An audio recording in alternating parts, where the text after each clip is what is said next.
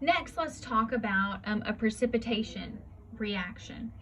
And so precipitation, for the purposes of chemistry, is where you mix two ionic compounds in a solution, and that results in the precipitation, also known as crashing out, of one or more of the cross products. So if you're writing an equation, you're going to do a double replacement reaction. This is where we kind of looked at solubility rules and said, does a reaction actually occur? And we said a reaction occurs if you get an insoluble product. Otherwise, if everything stays in solution, you don't have a visible reaction. So now,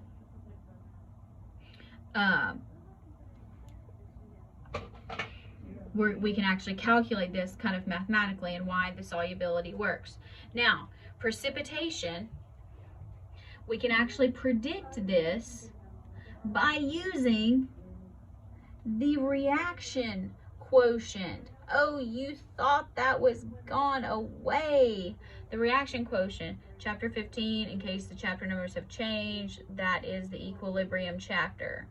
The first chapter that we did on equilibrium. So, if you calculate a reaction quotient and it is less than the solubility product constant, then the solution is unsaturated, and so the reaction can continue to proceed to the right, so more solid is able to be dissolved. If they are equal to each other, that means the solution is saturated. So any additional solid that's added does not dissolve. So sometimes this is referred to in the problem as the minimum required reagent concentration. So you may see, we may work through some calculation that has to do with this if you're trying to precipitate something out. More to come on that, just kind of keep that verbiage in mind. If the reaction quotient is greater than KSP, then the reaction is going to go to the left because there are too many products. So the excess solid is going to precipitate out of what is considered a supersaturated solution. So when things precipitate, a lot of times it kind of looks like snowflakes. Sometimes they're colorful, sometimes they're not. But let's look at an example here. A solution that has lead 2 nitrate is going to mix with a solution that has sodium bromide. And here is our concentrations. Does a precipitate form? So let's figure this out.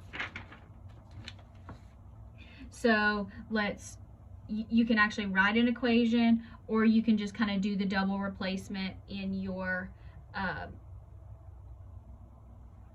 head. So if we switch places, lead goes with bromine, and sodium goes with nitrate. Nitrates are always soluble, so that doesn't matter. Now, lead 2 bromide has a solubility product constant that is 4.67 times 10 to the minus 6. So what we need to do is we need to figure out what our reaction quotient is. And so our expression is the same as what KSP would be. So it would be, if you wrote lead and bromide. If you wrote that out, that'd be Pb plus 2 and 2Br minus. All right, so in case you're not seeing where I'm getting this, you may be able to just do that in your head. Great. If you can, you don't have to show me. Okay, so now plug and chug. Lead 2, this is going to be 0.0150, and bromide is going to be 0.00350 squared. Okay, so now let's turn this thing fired back up. Glare, that's better. Okay, now, so we have 0.0150. We want to multiply that by 0.00350 squared. So we get 1.84 times 10 to the minus 7. So now compare that. Q is greater or less. You got to remember your rules of exponents here. So Q is actually less than the solubility product. So when it's less, that means there is no precipitate that's going to form. Now, if we were looking at this just according to solubility rules, we would say, yes, there's a reaction, but it's not quite as clear cut.